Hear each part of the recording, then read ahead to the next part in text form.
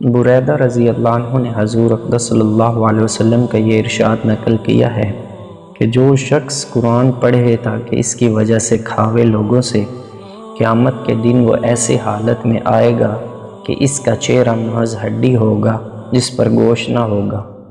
یعنی جو لوگ قرآن شریف کو طلب دنیا کی غرض سے پڑھتے ہیں ان کا آخرت میں کوئی حصہ نہیں۔ حضور اکرم صلی اللہ علیہ وسلم کا ارشاد ہے کہ ہم قرآن شریف پڑھتے ہیں اور ہم میں عجمی و عربی ہر طرح کے لوگ ہیں، جس طرح پڑھتے ہو پڑھتے رہو۔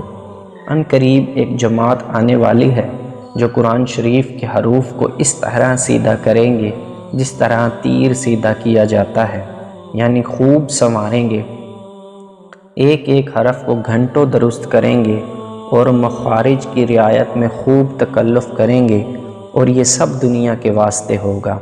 آخرت سے ان لوگوں کو کچھ بھی سروکار نہ ہوگا۔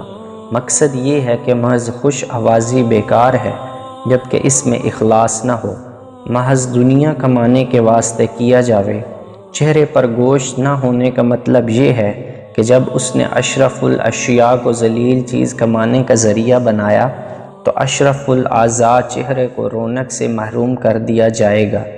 عمران بن حسین رضی اللہ عنہ کا ایک واعظ پر گزر ہوا جو تلاوت کے بعد لوگوں سے کچھ طلب کر رہا تھا۔ یہ دیکھ کر انہوں نے ان للہ پڑھی اور فرمایا کہ میں نے حضور اکرم صلی اللہ علیہ وسلم سے سنا ہے کہ جو شخص تلاوت کرے اس کو جو مانگنا ہو اللہ سے مانگے۔ ان قریب ایسے لوگ آئیں گے جو پڑھنے کے بعد لوگوں سے بھیک مانگیں گے۔ مشائخ سے منقول ہے کہ جو شخص علم کے ذریعے سے دنیا کماوے اس کی مثال ایسی ہے کہ جوتے کو اپنے رخسار سے صاف کرے۔ اس میں شک نہیں کہ جوتا تو صاف ہو جاوے مگر چہرے سے صاف کرنا حماقت کی منتہا ہے۔ ایسے ہی لوگوں کے بارے میں نازل ہوا ہے جس کا ترجمہ ہے، یہی لوگ ہیں جنہوں نے ہدایت کے بدلے میں گمراہی خریدی ہے، بس ان کی تجارت کچھ نفع والی ہے اور نہ یہ لوگ ہدایت یافتہ ہیں۔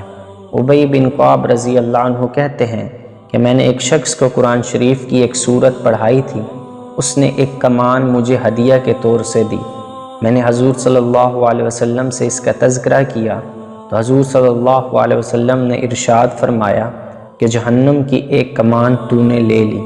اس طرح کا واقعہ عبادت بن صامت رضی اللہ عنہ نے اپنے متعلق نقل کیا ہے، اور حضور صلی اللہ علیہ وسلم کا جواب یہ نقل کیا کہ جہنم کی ایک چنگاری اپنے مونڈھوں کے درمیان لٹکا دی۔ دوسری روایت میں ہے کہ اگر تو چاہے کہ جہنم کا ایک توق گلے میں ڈالے تو اس کو قبول کر لے۔ یہاں پہنچ کر میں ان حفاظ کی خدمت میں جن کا مقصود قرآن شریف کے مکتبوں سے فقط پیسے ہی کمانا ہے، بڑے ادب سے عرض کروں گا کہ اللہ اپنے منصب اور اپنی ذمہ